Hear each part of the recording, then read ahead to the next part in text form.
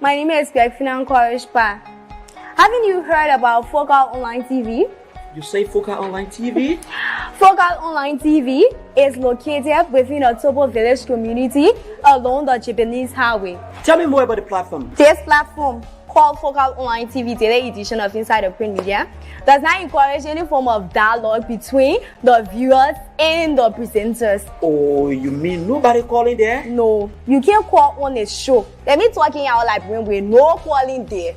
So all you can do is you will listen to the news, and they can also encourage you to buy the newspaper to listen to the news in details. But do you do viewer recognition at times? Oh yes, we do viewer recognition. When you are watching, we notify you, and sometimes we even appreciate you on a show, telling you thank you for always following us. We also encourage you to share the live stream, because the more you share the live stream, we transform and we transition ourselves as a broadcast team as well. Wow. So when can I better get this program you are talking about? This program is aired every Monday to Friday at 10 a.m. to 10:45. The program runs for 45 minutes. Wow. And guess what? Wow. We bring you hot stories of our trending situation within our country, Liberia. Imagine hearing stories from Hot Pepper newspaper, from the Daily Observer newspaper, from Front Page Africa. Are you a lover of Front Page Africa? Oh yes, I'm a lover of Front Page Africa, and the Women Voices, and a lot more. Not forgetting international news, BBC, wow. CNN, ABC News. We bring you headlines from those standpoints. Wow, that is very, very, very amazing. So we say, join us every day on the daily edition of Inside the Print Media at 10 a.m. with the headlines of top stories in our country and the world at large on Focal Online TV.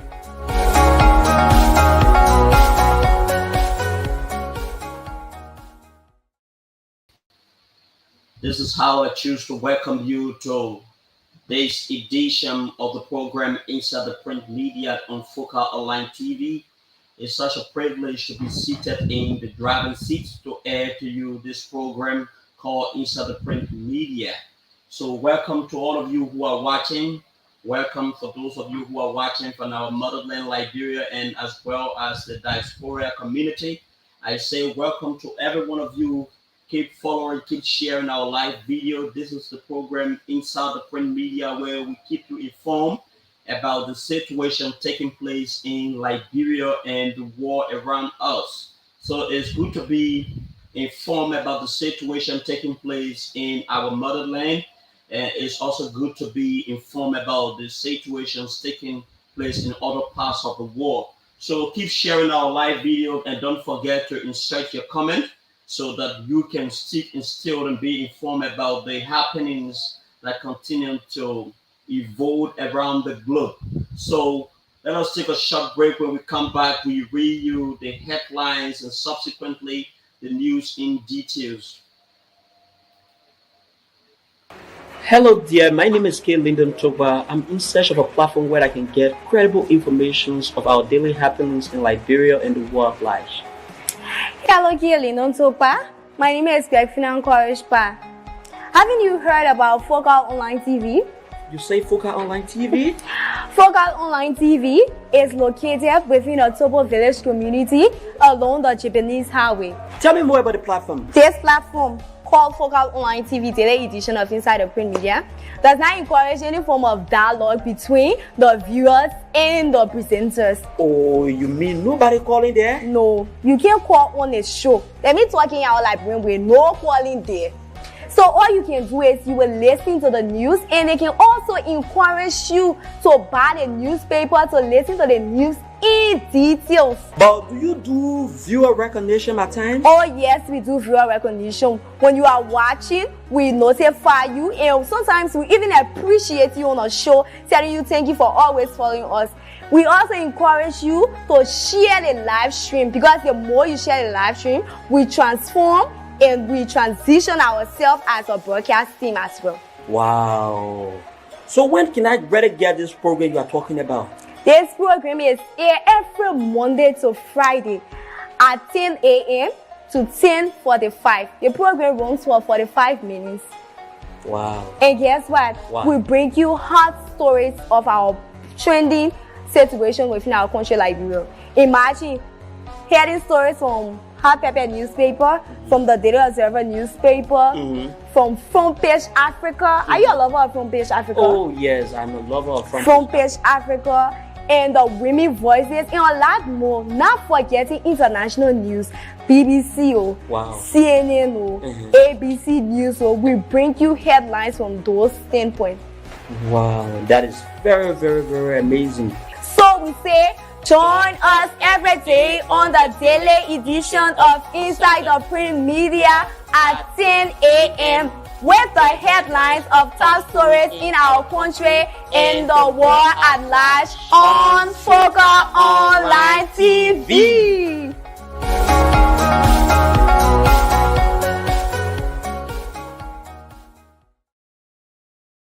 Just keep sharing our live video as you wait to be informed about the happenings taking place currently in our motherland. My name is K. Lyndon Topa. It has always been an opportunity to be seated in the driving seat, to always keep informing our Liberian people, especially as we gear toward the runoff election. So as per what the chairperson of the National Elections Commission said, today is expected to be the start of major campaign activities and reflections of the declarations that was earlier made by the chairpersons of the National Elections Commission. So political parties, political organizations in Liberia are all on their feet in the wake of ensuring that President Weah or the Unity Party can actually be successful in their political endeavor. So let's go quickly to the newspaper. We have beautiful headlines this morning. That will keep informing you about what is taking place currently in Liberia. Let's run quickly to the Daily Observer newspaper. The Daily Observer newspaper, the very first headline say, can Weah actually meet CPP condition for endorsement? Can Weah truly meet CPP condition for endorsement? It seems to be that the collaborating political parties has put up a condition that each one of the parties must observe prior to then coming public to endorse them. But we'll give you the headlines. Let's go to the other headlines on the Daily Observer newspaper. Weah promises health, education, volunteers full employment. Weah promises health, education, volunteers full employment. Weah promises health, education, volunteers full employment. Let's go over it again to another headlines under the New Dawn newspaper. Finance Ministry denies fire was staged. Finance Ministry denies fire was staged. Finance Ministry denies fire was staged. Let's go overall. CPP says 12-point condition for support in runoff. CPP says 12-point condition for support in runoff. CPP says 12 points condition for support in runoff. Front Page Africa newspaper. Councillor Tiawan Ganglo to support opposition Joseph Boakat in runoff election. Councillor Tiawan Ganglo to support opposition Joseph Boakat in runoff elections. Stay on the Front Page Africa newspaper. Monrovia Gas Newsport City. Monrovia Gas Newsport City. We go over to another headlines on the Hot Pepper newspaper.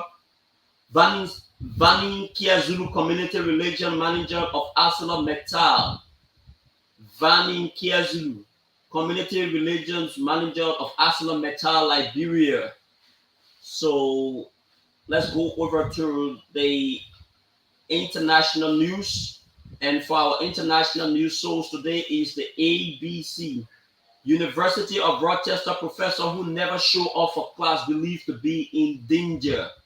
University of Rochester professor who never show up for class believed to be in danger. Police was last seen Friday night, police said. So let's go over to the beginning of all of the newspaper. That is to say, we will begin with the Daily Observer newspaper.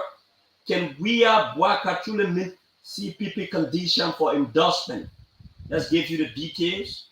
The standard bearer of the collaborating political parties, Alexander Cummings, has listed 12 commitments that parties seeking his support in the runoff must fulfill in order to be endorsed.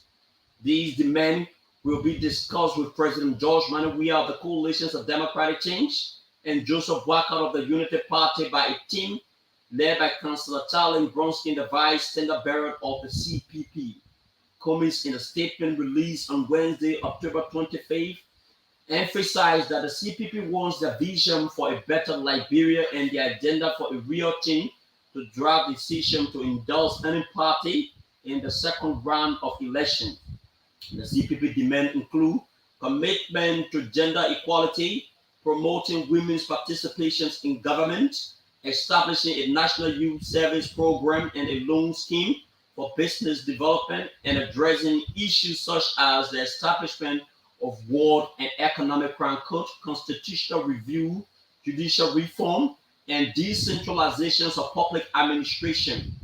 Decentralization of public administration, audit of all public institutions, including national legislature, enforcement of the Access Declaration by public officials, and a commitment to simplify the tax code, rules, and regulations to make Liberia business friendly and accommodation of Liberian entrepreneurs.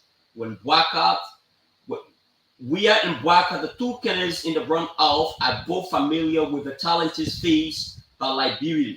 Buaka served as vice president in the administration of former President Ellen Johnson Sirleaf, which was criticized for corruption and limited access to basic services. Weah, on the other hand, campaigned on a platform to change and hope in 2017, capturing the aspirations of many Liberians, particularly the youth. However, criticisms have emerged regarding the progress made in addressing corruption, security, healthcare, and the economy during the Weah's presidency. The demand put forth by CPP suggests that they have not been satisfied with the actions taken by either candidate to address these issues. Ultimately, it will be up to Weah and Buaka to determine whether they can meet up the CPP condition for endorsement. The negotiations between the parties will shed light of their respective commitment to bring about real change in Liberia. The questions, however, is whether CPP can exact any guarantee that whether party will live up to the commitment. A political analyst who asked to remain anonymous suggested that such a tall order of requirement without realistic guarantees of fulfillment is like having two dirty individuals compete for one clean white gown without making them first take bath. If one person wins and becomes president, how will you hold them accountable for their act? This is how we move over to another headline under the Daily Observer newspaper. In preparation for the presidential runoff, President George M. Weah has made several promises regarding the employment and support of volunteer health and educational workers in Liberia. He's acknowledged the need for healthcare and educational reform in the country and has committed to placing all current volunteers on the government payroll by January 2024. President Weah acknowledged that while the salaries of medical doctors were increased at the beginning of his presidency, this was not extended to all public sector workers, including clinical workers, nursing, midwife, physician assistant, lab technicians, security personnel, and teachers. He expressed his intent to implement appropriate salary increments for all public sector workers performing critical services, ensuring improved working conditions and wages that align with the country's economic conditions. I am announcing the end of voluntary workers program both in the health and education sectors. All health workers and teachers currently volunteering will be placed on the payroll beginning in January 2024. We are set at the headquarters of the Coalitions of Democratic Change on Wednesday at a program intended to appreciate his supporters. He spoke of his government's effort to put voluntary teachers on the payroll with the goal of closing the teacher gap and further hiring additional teachers in and graduation fees and explore tuition-free policies for first to sixth grade in all public schools. The implementation of a nationwide cadet program for young graduates is also part of the campaign promise. Additionally, President Weah expressed his desire to include traditional leaders on the government payroll and emphasized his determination to lead Liberia into a brighter future, continuing the work of the CDC-led government and building a stronger and more prosperous nation. President Weah also discussed plans to expand the capacity of Liberia electricity corporations, promote industrializations, and create more job opportunities. He highlighted the reconstitutions of the Liberia Anti-Corruption Commission and his commitment to fighting corruption and ensuring accountability in government, addressing concern about livelihood, employment, conditions of civil servants, and youth empowerment. President Weah pledged to empower integrity institutions such as IAA and the LACC with a focus on enhancing their collaborations in the fight against corruption. Furthermore, he expressed gratitude to the Liberian people for their peaceful participation in the elections and affirmed his dedication to consolidating Liberia's democratic credential.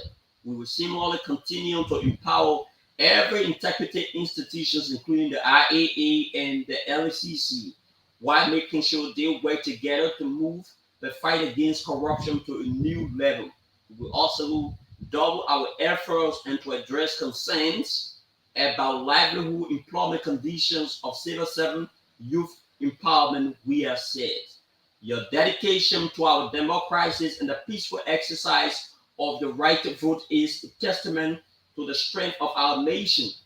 I must commend the National Elections Commission for their tireless efforts in successfully implementing their massive democratic endeavor in a peaceful, credible, fair, and transparent manner. We have said I pledge to continue working tirelessly to do if the privilege of another 6 years mandate is granted to me.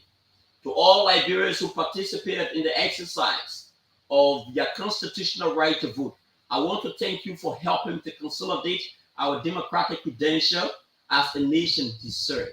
This is how we move over to the New Dawn newspaper. Finance Ministry denies fire was staged. Finance Ministry denies fire was staged.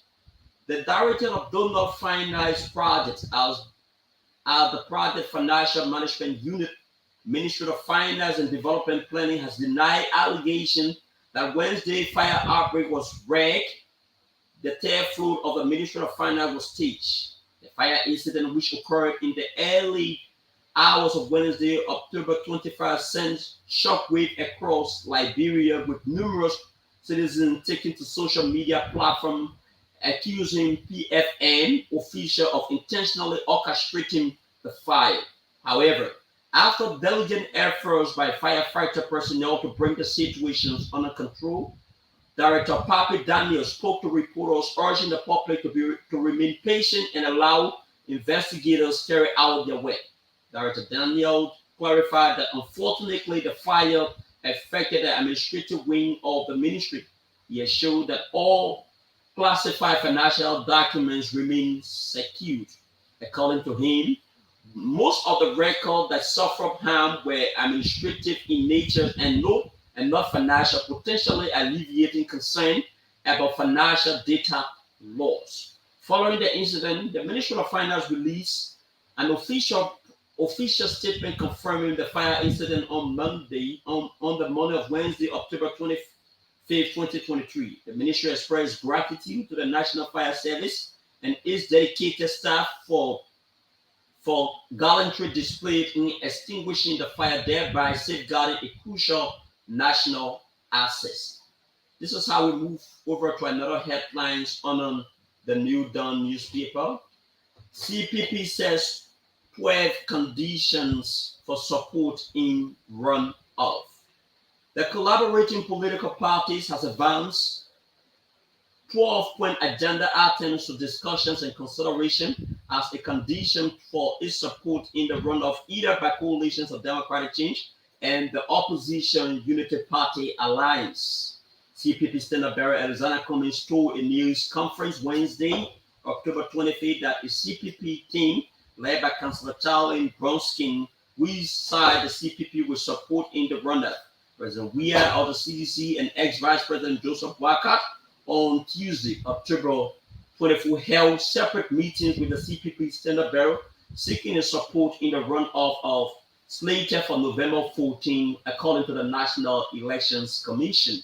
The CPP, along with other two political parties, have expressed serious misbelief and doubt about the results of the presidential polls and called for a forensic examination of the ballots with no cost to the National Elections Commission. This is how we move over to the front page Africa newspaper. Councillor Tiawan Ganglo to support opposition Joseph Boakat in runoff election. Councillor Tiawan Ganglo to support opposition Joseph Boakat in runoff election. Renowned Liberian lawyer who is also a former Solicitor General, Labour Minister, and President of the Liberian National Bar Association, Councillor Tiawan Ganglo is the standard bearer of the Liberia People Party. It can be recalled that earlier this week, the National Elections Commission announced a runoff between the CDC and the UP after the 20 political parties and independent candidates who participated in the October presidential and legislative election failed to accumulate 50% plus one vote to be declared the winner for the presidency, in keeping with the 1986 Liberian Constitution. Addressing a news conference in Monrovia, Wednesday, October 25th, Councillor Ganglo disclosed that results from the next show that the Liberian electorate voted for two of the 20 presidential candidates virtually on an equal basis. He stated that though the LPP was brutally critical of the CDC and the UP during the campaign period of the first round of voting based on their records of governance, the LPP has resolved to finally endorse the UPP following the holding of broad consultation conducted with partisans and members of the various auxiliary group of the LPP in Liberia and the diaspora that supported him and his running mate, Dr. Emmanuel Ure Yakpawulu. This is how we move over to another headlines on the front page Africa newspaper. Monrovia gets News Post City. Monrovia gets News Post City. Name and style, the PHP Sports Park and Recreational Center is now a new recreational hub and a place for tourists to visit. Described by many Liberians as New Post City along the coast, very attractive and modern of international standards. The recreational facility has added a new look to the entire community and the country at large in parts of Liberia. Unlike before, the new facility located at the infamous Redemption Road, but was now transformed with no longer remind Liberian of its dark past. Directly situated at the seaside, the ice catching facility has place for everyone in the society to enjoy ahead of its full completions and dedication. The facility has very solid revetment walls to prevent further sea encroachment from this area, as well as modern parking lots.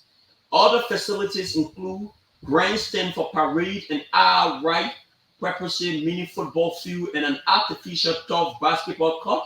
Shopping center include a refreshing, comfortable seating capacity for realizations and other recreational purposes and many others. Upon full completions and dedication, residents of PHP community and surrounding communities will have all reason to appreciate the government for such a meaningful project and will join ranks of the people of FE, Oro, Congotown, and West Point and Claratown, among others, who continue to enjoy the benefit from such sporting and recreational facilities under the leadership of President George Weah. As part of the additional infrastructure boost with the sector, plans are also in the making along the Liberia Football Association to construct mini sports facilities with artificial turf across rural Liberia. Mimba, Grandida, Lofi, and other parts of Montserrat County are a potential beneficiary of sporting infrastructure, according to the president of the Liberia Football Association, Mustafa Raji, as future plans in line with the government is aimed at constructing a mini stadium with artificial turf across the 15 political subdivisions of the country. Meanwhile, the new sporting city along the coast ahead of its official completion and dedication has already captured the attention of Liberians in general, including the sporting sector, as well as all chant away the commence the enjoyment of yet another new sport recreational facility as part of infrastructural boost on the CDC-led government by President George Weah. This is how we skip over to the hot pepper newspaper. Vani Kiazu, community religion manager of ArcelorMittal Liberia. ArcelorMittal's Liberia's mining operation is confronted with an ongoing challenge and relentless theft of raw material, which has caused considerable financial losses and disruption to the company's operation. The story of ArcelorMittal Liberia struggled against this menace begin with the discovery of vast iron ore deposits in Liberia. With the company's investment, the once remote area was transformed into a hub of mining and transportation thanks to the rail network and the crisis crossed Grand Bassa, Bonk, and Nimba counties. The rail, however, has proved to be tempting to target for opportunistic thieves who regularly make their essential rail material, often leading to derailments. Over the years, the company invested heavily in installing and maintaining the rail infrastructure, only to see its raw materials stolen repeatedly. It is not just another financial loss, but also the disruption it causes to both the local and international supply chain, impacting the livelihood of communities along the rail line.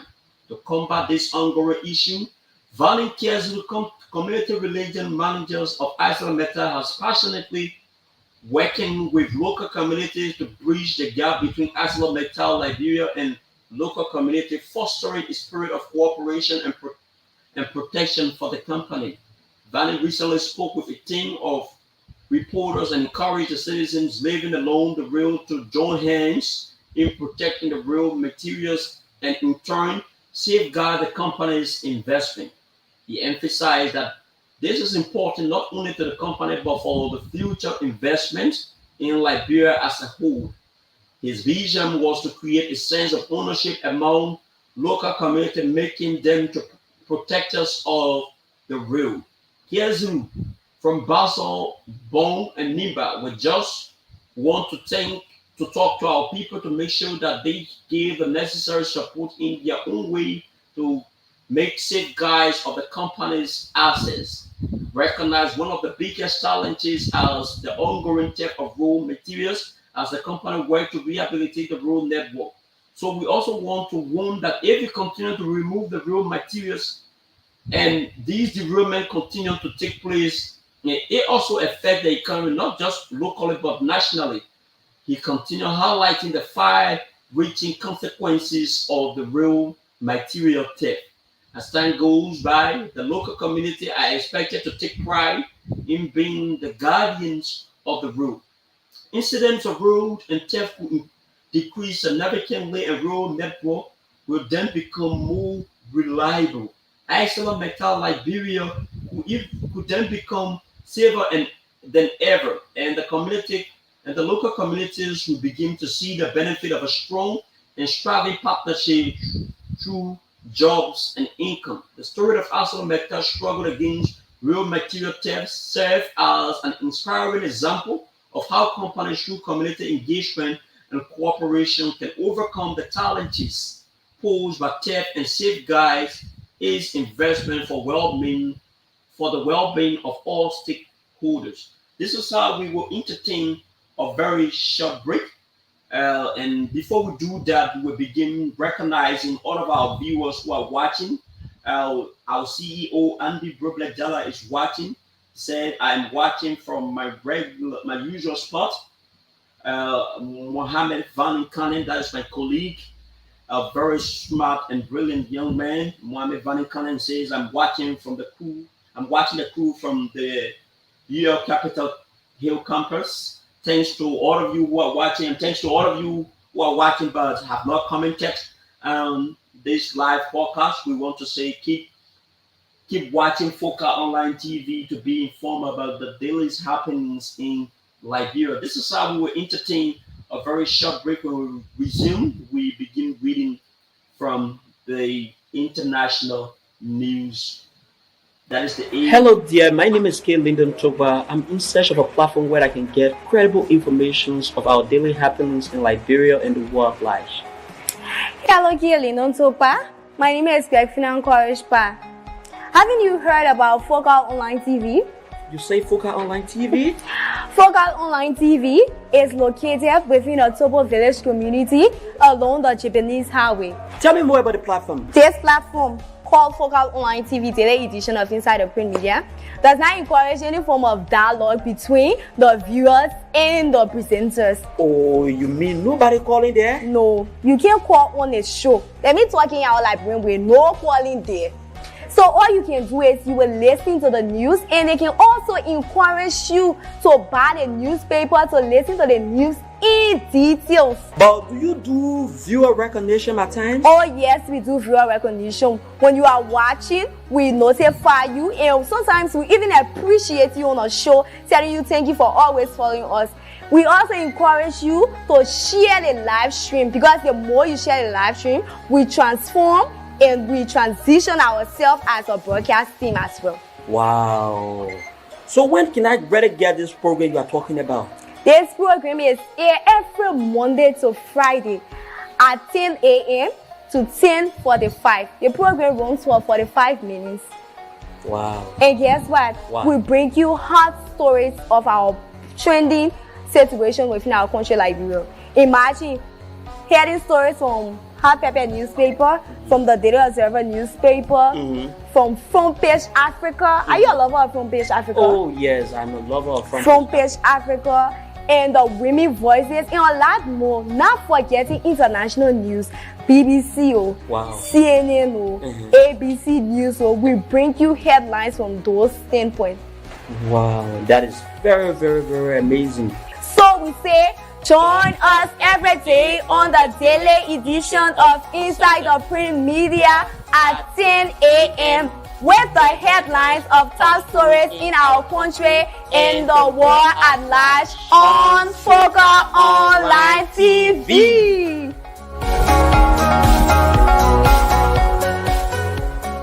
Welcome back, folks. Thanks to all of you who are watching along with us. This is how we choose to welcome you back to the continuations of this program Inside the Print Media. So we begin reading our international news, and the source of our international news is from the ABC. University of Rochester professor who never showed up for class believed to be in danger. Police Hickey Harikanan 44 has last seen Friday night, police said.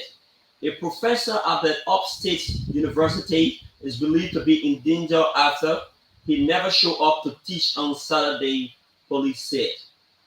Hiki Rakatiya, 44, a professor at the University of Rochester, was last seen Friday night, Rochester police said. He was reported missing after he did not show up to teach a Chevy class on campus on Saturday morning, the university said. Police said Rakatiyan checked into his Arab, which is within walking distance of the university after arriving in Rochester from Boston Friday night Rochester ABC affiliate. We did not find evidence that he was there, so we do not know. He did check into the outcome on Friday. Rochester Police Captain Ray Bello told One. Now, it is a matter of what happened from there, and that is what we are trying to track down. So this is how we would love to zero on all of our news for today, both international and locally in Liberia. So there are lots of things that are happening over the last few days. So on Tuesday, the chairperson was able to work in the confines of the prescribed durations as provided by constitutions of Liberia. So she actually announced that the elections were actually going to be held for the runoff. So she announced that, but the constitution actually said that in the course of 15 days right after the conclusion of the voting exercise, the chairperson is mandated to produce the result. So she has been working on that particular document for the longest. She has been working, and during the press briefing in which she quoted Article 83, and over the last few days since the chairperson declared the runoff between the coalitions of democratic change headed by President George Manneh Weah and the former Vice President Joseph Boakai, which is headed by the Unity Party. She quoted article that there are a lot of people who believe that such pronouncement was in violations of the Constitution. They said such violations. So I will begin quoting Article 83B of the Constitution. And here is what Article 83B of the Constitution. All elections of public officers shall be determined by an absolute majority of the vote cast. If no candidate obtains an absolute majority in the first ballot, a second ballot shall be conducted on the second Tuesday following. The two candidates who receive the greatest number of votes on the first ballot shall be designated to participate in the runoff. So let me read Article 83A. Voting for the president and vice president, members of the Senate, and members of the House of Representatives shall be conducted throughout the Republic and on the second Tuesday in October of each election year. Okay, so this is what the Constitution says. I will read that again. I will read Article 83B. All elections of public officer shall be determined by an absolute majority of the votes cast. If no candidate obtains an absolute majority in the first ballot, the second ballot shall be conducted on the second Tuesday following. The two candidates who receive the greatest number of votes on the first ballot shall be designated to participate in the runoff. So a lot of the people over the last few days have been saying that the chairperson is actually in the wrong. So I believe that the chairperson is actually in the wrong also, because they say after the Tuesday, this is what they are saying. Tuesday following, they say all election of public officers shall be determined by an absolute majority of the vote cast. If no candidate obtains an absolute majority in the first ballot, the second ballot shall be conducted on the second Tuesday. On the second Tuesday is supposed to be the 7th of November. The 7th of November, not 14. But again, there were at the press briefing, there were a series of other questions that were asked. But the chairperson said her team has been engaged in the Ministry of Finance to make available the funding for the second round. So perhaps one of the reasons why she decided to adjust that was to be able to provide adequate time to the Ministry of Finance to complete the documentation processes. So that is what I want to be, because the Constitution says right after the declaration. So the second Tuesday is supposed to be on the 7th of November, not the 14th. So I think she was actually in the wrong. So it is good that some people were able to flag that out. But I think her decision to actually allow that, to actually call for the runoff to be held on the second Tuesday, on the 14th of November, rather, is actually in reflections of the week of empowering the Ministry of Finance or all relevant authority to provide funding for the sole purpose of the runoff exercise. So that is where I want to believe she had to extend, but it is actually unconstitutional. It shouldn't have been. It is actually unconstitutional. It shouldn't have been. It shouldn't have been done, because from the initial stage of this process, she has always been working closely in line with the Constitution. She has closely been working in line with the Constitution. So we expect her not to deviate from the Constitution and to continue working in line with the Constitution. So our campaign is all open. Over the last few days. There have been series of other developments. I just read another headlines where the collaborating political party chairperson, not the chairperson, but the standard bearer, Alexander Cummings and Charlie Bronsky, is putting out a condition, condition that must be observed before they can go public to endorse either of the two sides. So that's where. So I want to believe that the Unity Party will actually do everything possible, or the coalitions of democratic change will actually do everything possible, because what I see here is that Cummings has been very, very vocal of the Weah-led administration. Cummings has since been very, very vocal of the Weah-led administration. So looking at Cummings going and even if at all the CDC agrees to actually live up to those commitments as announced by Cummings, it will actually have a brush on his political reputation, because this is somebody who was on record when he had an interview on VOA with James Buttigieg. He said just in an event where the election goes to a second round, he will do everything to work with the opposition to ensure that they can collectively defeat President Weah, because he was so angry with the fact that President Weah has not been driving the agenda of the country in the right trajectory. So we will look at how the politics play. We will look at how the politics play, because some politicians are even noted for saying their statements or their mouth is not Bible. So we will look at how the politics play.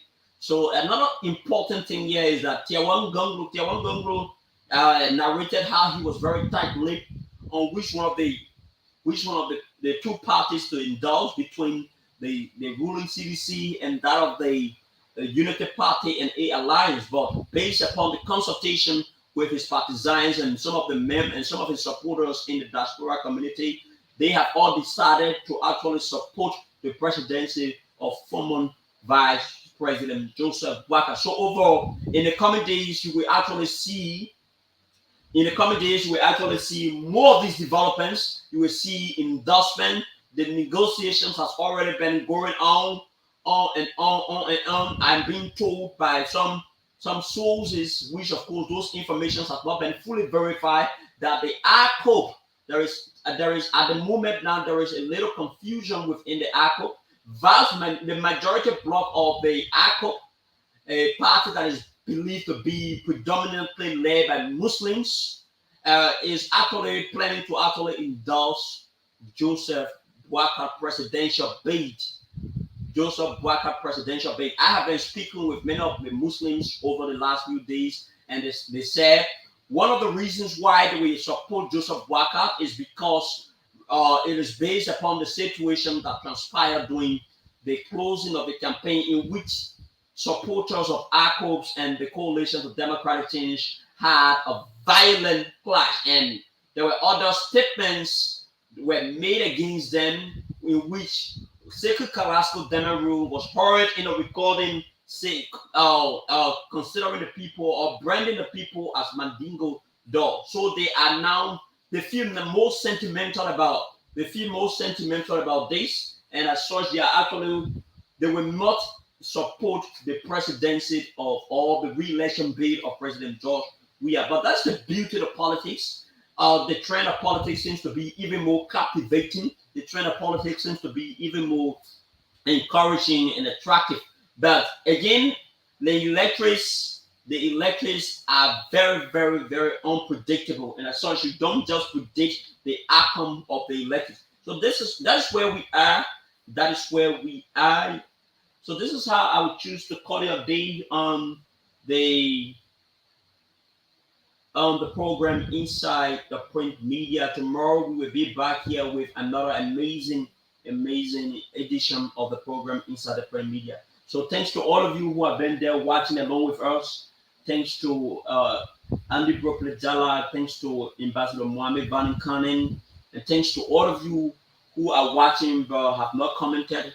Keep sticking still with Focal Online TV to be informed about the situations that is currently taking place in Liberia and the war of lives. My name is K. Lyndon Chopra, and this is how I choose to call it a day. Bye bye from my end.